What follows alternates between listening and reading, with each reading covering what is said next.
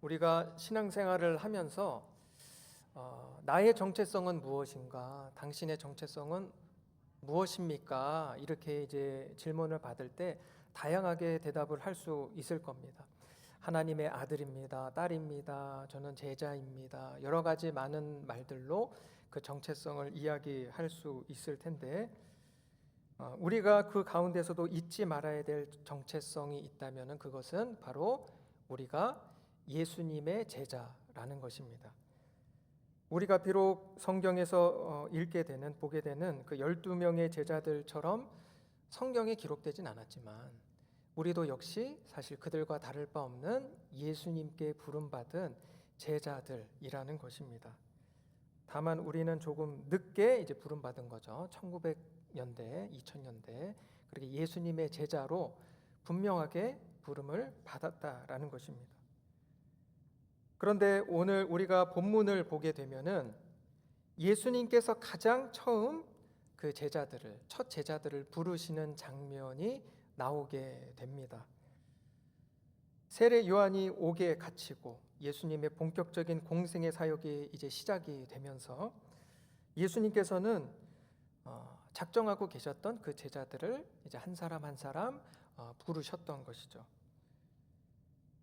가장 먼저 부르심을 입은 제자들 보니까 오늘 본문에 이제 베드로가 나옵니다. 그리고 그의 형제 안드레가 나오게 되는데요. 생각을 해보면 정말로 큰 영광이죠. 예수님 앞에 처음으로 부름받은 제자가 되었다는 것 생각할수록 정말로 큰 영광이고 기뻐할 수밖에 없는 일입니다. 그런데 여기서 우리가 주목할 것은 뭐냐면은 예수님께서 처음 그렇게 제자를 부르실 때에 왜 부르셨는지, 무엇 때문에 이 제자들을 부르시는지, 그 부르심의 이유와 목적에 대해서 분명하게 말씀하고 계시다라는 것입니다. 예수님께서 갈릴리 바다를 거니시다가 이제 그물을 던지는 베드로와 이제 안드레를 부르시죠. 그러면서 말씀하시는 게 19절 말씀을 보면 이렇게 말씀하십니다. 말씀하시되 나를 따라오라. 내가 너희를 사람을 낚는 어부가 되게 하리라 하시니, 이렇게 말씀을 하시죠. 최초로 제자를 부르시는 정말로 중요한 그때에 예수님께서는 그 부르심의 분명한 이유와 목적을 말씀해 주고 계시는 겁니다. 사람을 낚는 어부가 되게 하겠다라고 말씀하시는 거죠. 다시 말해서 너희가 내 제자가 되어서 영혼을 구원하는 그 일을 하게 될 것이다 말씀하는 겁니다. 오늘날 우리가 많이 쓰는 단어로 전도자 이렇게도 표현할 수 있을 것 같아요. 전도자, 선교사, 우리가 다 각자 선교적인 삶을 살기 위해서 부름받은 하나의 또 작은 선교사 아닙니까? 그렇게 이제 부름을 받게 되는데, 그런데 여기서 우리가 분명히 해야 될 것은 이 부르심의 말씀이 베드로와 안드레에게만 해당되는 부르심이 아니라는 것입니다. 오늘 여기에는 우리 모두가 해당되는 바로 그 부르심의 말씀이라는 것이죠. 그들과 다를 바 없이 똑같은 제자인 나를 향해서도 예수님께서는 말씀하시는 겁니다. 나를 따르라. 나를 따라오라. 내가 너를 사람을 낚는 어부가 되게 하겠다. 그렇게 우리를 제자로 부르시는 겁니다. 내가 너를 제자로 불렀고 내가 너를 부른 그 이유와 목적은 바로 너를 통해 또 다른 누군가를 구원하기 위함이다. 그런데 우리가 이 말씀을 정말로 진지하게 대할 수 있다고 한다면, 주님께서 오늘 말씀하시는 이 말씀 앞에 우리가 진지한 그 마음으로 들을 수 있다면, 대할 수 있다고 한다면은 어쩌면은 이 말씀이 참 부담스러운 말씀이 될 수도 있겠다라는 생각을 하게 됩니다. 어쩌면은 애써 외면하고 싶은, 그냥 잠깐 어떻게 어영부영 넘어가고 싶은 그런 말씀일 수도 있겠다라는 거죠. 왜냐하면은 오늘날 많은 그리스도인들이 전도하는 것에 대해서 큰 부담을 느끼는 것이 사실이기 때문에 그렇습니다. 우리가 전도를 다 해보셨겠지만은 전도해도 잘 안 될 때가 많이 있습니다. 나도 전도해야지. 이렇게 열심히 전도를 이 사람 저 사람 기도하면서 전도를 하는데 내 마음처럼 생각처럼 전도가 안 될 때가 많다라는 겁니다. 결국 우리가 전도하는 사람들은 우리의 가까운 이웃, 친구들 이렇게 될 텐데 전도를 하면은 오랜만에 만나서 이제 또 이렇게 전도를 하는 거죠. 그러면은 반응들이 좋은 반응이 있을 때도 있지만은 또 때로는 부정적인 반응들도 많이 있죠. 얘는 오랜만에 만나서는 또 이제 교회 타령하고 있다. 이런 핀잔을 주고 비난을 하고 또 어쩌면 비판을 하게 되니까 그러한 경험들이 쌓이면 쌓일수록 전도에 대한 우리의 마음이 부담스러워질 수 있다라는 겁니다. 더군다나 오늘날 한국 교회에 대한 불신이 세상 사람들 사이에서 많이 있다는 것을 우리가 잘 알고 있습니다. 모르는 것이 아니죠. 그래서 누군가가 나에게 와서 직접적으로 당신은 그리스도인입니까? 물어보고 비판하고 비난하고 하지는 않을지라도 우리가 TV를 통해서 교회에 대한 부정적인 그런 뉴스 기사를 보고 또 TV 프로그램을 보게 되고 또 다른 사람들이 교회에 대해서 안 좋은 이야기들을 이렇게 대화하고 있는 것들을 우연이라도 듣게 되면은 사실 나에게 비판하고 있는 것은 아니지만 당신이 그리스도인이어서 이렇습니다. 그렇게 비판하는 것은 아니지만 그리스도인으로서 사실상 비판을 받고 있는 느낌을 끊임없이 받게 되는 겁니다. 그렇게 되다 보면은 우리가 부담을 느끼는 것이죠. 그리스도인으로서 살아가는 것에 대해서 또 전도자로서 나아가는 것에 대해서 부담을 조금씩 느끼게 되기도 하는 겁니다. 그리고 더 나아가서는 두려운 마음을 갖게 될 수가 있는 것이죠. 그러다 보면은 결국 우리가 어떤 자세를 취하게 되느냐? 침묵하게 됩니다. 점점점 그리스도인으로서의 말수가 적어지게 됩니다. 전도를 하려고 하니까 전도받는 그 사람이 또 여기저기서 주워 들은 것 가지고 또 막 비판을 해요. 또 여기저기서 알게 된 것들을 가지고 내가 교회에 나갈 수 없는 이유에 대해서 조목조목 설명을 합니다. 최근 일어났던 한국교회 사건들도 이야기하면서 그렇게 비판을 하게 되는 거죠. 그렇게 부정적인 반응들을 우리가 겪게 되고 또 겪게 되다 보면은 전도하는 말들이 점점 적어지게 되는 겁니다. 아무리 전도 내가 하는 그 상대방이 친한 사람이라고 할지라도 나의 이웃이고 친구고 가족이라고 할지라도 그러한 반응들을 계속해서 겪으면 나도 모르는 사이에 두려움을 느끼게 되는 것이죠. 결국 예수님의 제자임에도 불구하고 점점 우리는 침묵하게 되는 겁니다. 그렇게 사실상 수많은 예수님의 제자들이 긴 침묵 속에 언제부턴가 빠져 있음을 우리는 보게 됩니다. 그런데 심지어 우리가 성경을 보게 되면은 성경 속에서도 이 전도 사역을 하던 중에 이 선교 사역을 하던 중에 두려움을 느끼고 어쩌면 침묵의 두려움을 침묵의 유혹을 느꼈을 한 사람이 나오게 되는데 우리가 볼 때는 예상 밖의 사람일 수가 있습니다. 왜냐하면은 기독교 역사에서 가장 위대한 전도자로 쓰임 받았던 사람이기 때문에 그렇습니다. 그 사람이 누구냐 하면은 바로 사도 바울입니다. 사도행전 18장을 보게 되면은 고린도 지역에서 전도 사역을 이 사도 바울이 하게 되는 내용들이 나오는데 당시에 많은 사람들이 사도 바울을 통해서 예수님을 믿게 됩니다. 믿음의 삶을 시작하게 되죠. 그런데 한편으로는 또 많은 사람들이 사도 바울의 그런 전도함을 보면서 그 전도의 소리를 들으면서 계속해서 비판하고 비난하는 모습들도 나오는 것을 보게 됩니다. 18장 6절 사도행전 18장 6절을 보면은 전도하던 바울에게 사람들이 이렇게 반응을 합니다. 그들이 대적하여 비방하거늘. 그러니까 바울을 반대하고 비난하고 비판했다는 거죠. 그리고 이 부분을 현대어 성경으로 보게 되면은 이렇게 번역하고 있습니다. 그러한 바울에게 대들고 욕을 퍼부었다. 그러니까 단순히 비판받고 비난받고 한 사람에게만 그렇게 받은 것이 아니고 여러 사람들에게 정말로 욕을 퍼붓듯이 받은 겁니다. 엄청난 비난과 조롱과 비판을 받은 거죠. 그리고 그 6절 뒤로도 계속 그런 일들이 일어나는 것들을 보게 됩니다. 이후에 12절을 보게 되면은 또 이렇게 말씀합니다. 유대인이 일제히 일어나 바울을 대적하여 법정으로 데리고 가서, 바울을 대적해서 법정으로 데리고 갑니다. 그런데 이것도 또 다른 번역본들을 보면은 끌고 갔다라고 말씀합니다. 그러니까 사도 바울을 끌고 간 거죠. 대적하면서. 사도 바울이 이렇게 안 좋은 일들을 전도함 속에서 많이 겪었다라는 것을 우리가 성경 속에서 보게 됩니다. 그리고 이미 고린도 지역에 오기 전부터 사도 바울은 전도 사역에 또 여러 실패를 경험하게 됩니다. 그리고 많은 비난들을 이미 이전부터 받아왔던 것이죠. 그리고 고린도 지역으로 오게 되는 겁니다. 우리가 오늘날 경험하는 것처럼 사실은 사도 바울 역시도 끊임없는 전도 사역의 실패와 많은 사람들의 비난과 비판, 조롱을 받아왔던 겁니다.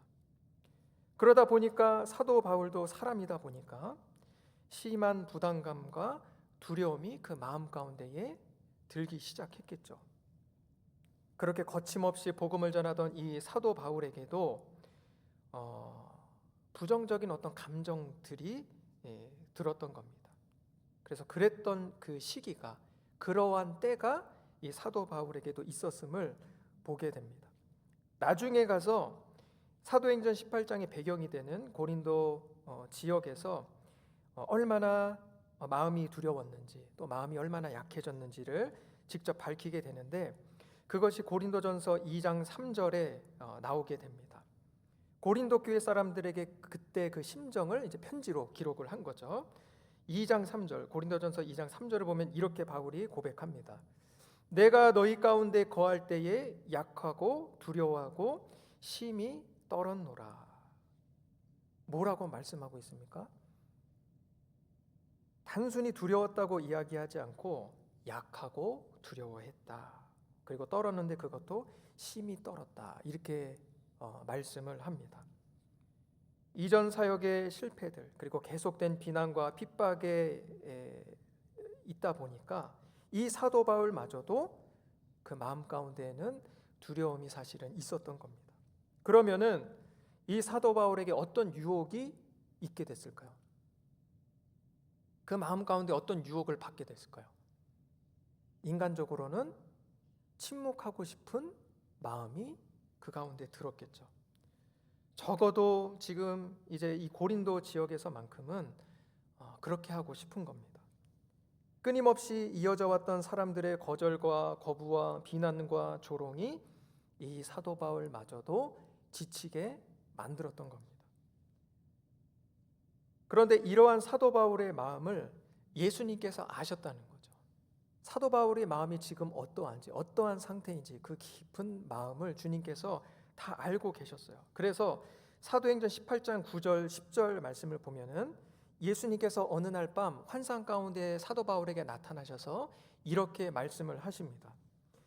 밤에 주께서 환상 가운데 바울에게 말씀하시되 두려워하지 말며 침묵하지 말고 말하라. 내가 너와 함께 있음에 어떤 사람도 너를 대적하여 해롭게 할 자가 없을 것이니 이는 이 성중에 내 백성이 많음이라 하시더라. 바울아, 지금 너가 두려운 마음에 어쩌면 침묵하고 싶을지도 모르겠지만 두려워하지 말아라. 침묵하지 말고 말해라. 너가 거절받고 비난받고 조롱받는 그 순간에도 내가 너와 함께하고 있다.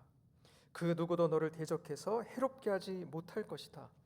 이 성에 있는 또 다른 구원받기로 작정된 자들이 바로 너를 통해 영원한 생명을 얻게 될 것이다 라고 말씀하시는 겁니다.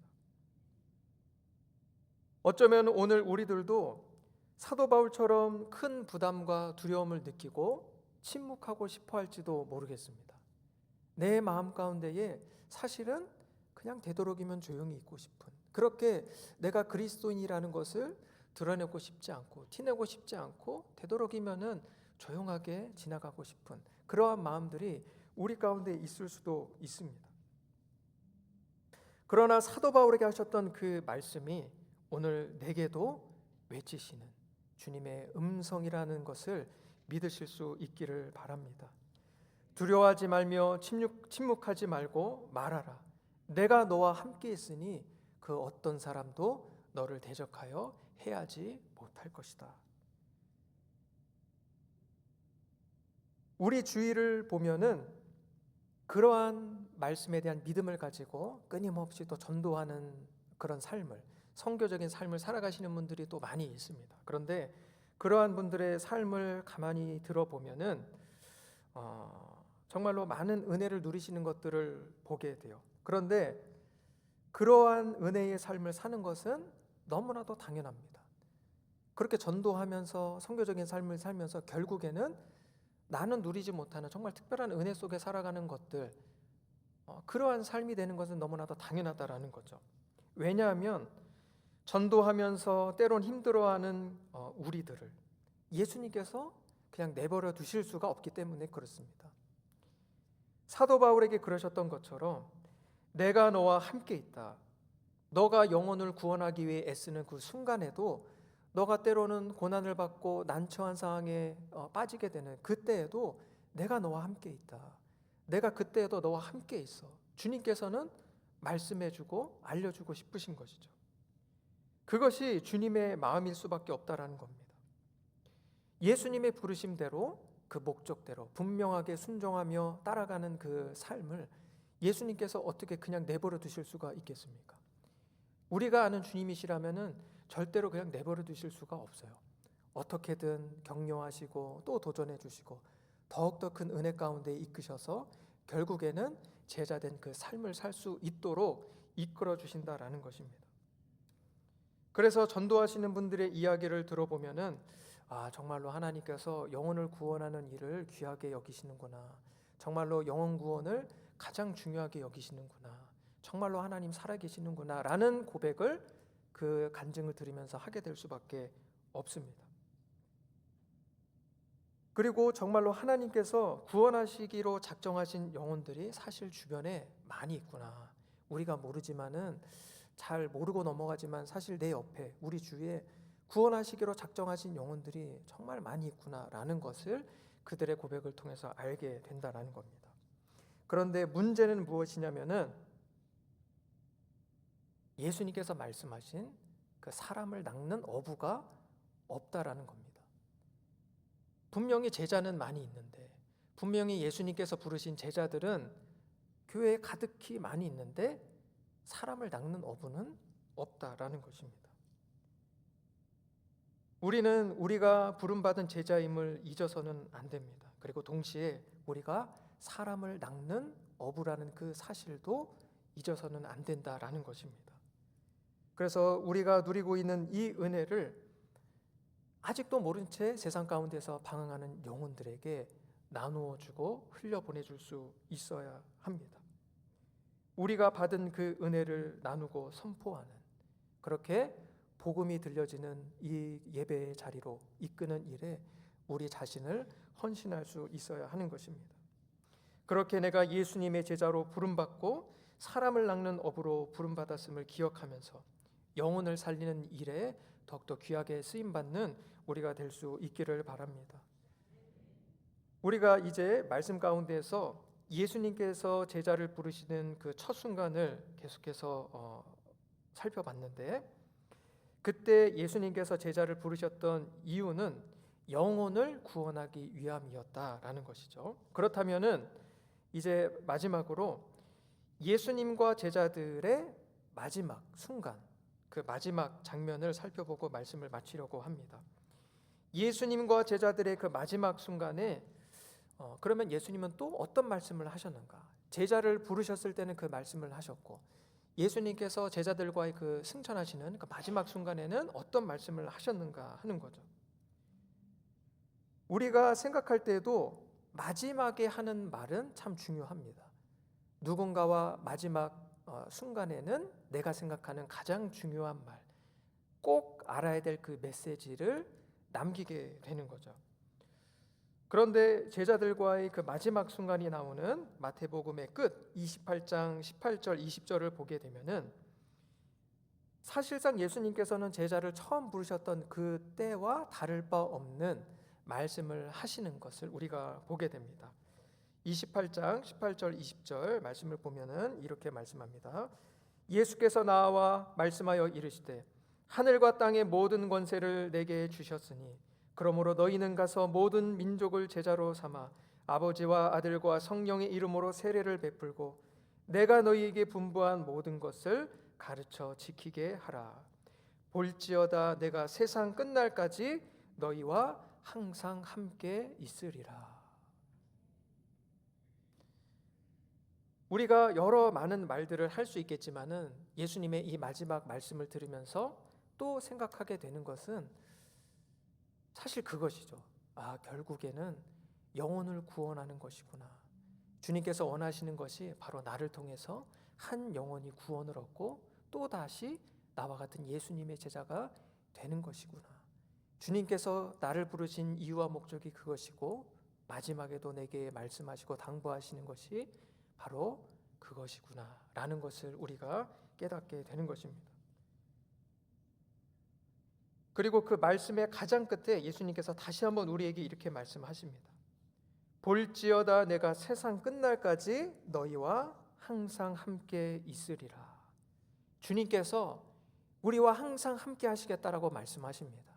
우리가 복음을 전하고 세상 끝까지 많은 영혼들을 구원하는 일에 나 자신을 드릴 때에 때로는 고난이 있고 때로는 난처한 상황에 처하게 된다 할지라도 주님께서 내가 너와 함께 있다라고 말씀하신다라는 것입니다. 그 사실을 잊지 않고 기억하며 더욱더 담대함으로 복음을 전하는 일에 나아가는 너의 삶이 되라고 우리에게 말씀하고 계십니다. 그래서 오늘 우리가 주님의 그 약속, 그 분명한 약속의 말씀을 힘입어서 때론 거절과 거부, 비난이 있는 그 상황 속에서도 복음을 전하는 많은 영혼들을 예배 자리로 인도하여 함께 영원한 생명, 함께 영원한 그 잔치의 기쁨을 누리게 되는 그 은혜가 우리 모두에게 있게 되기를 간절히 소망합니다. 아멘. 우리 시간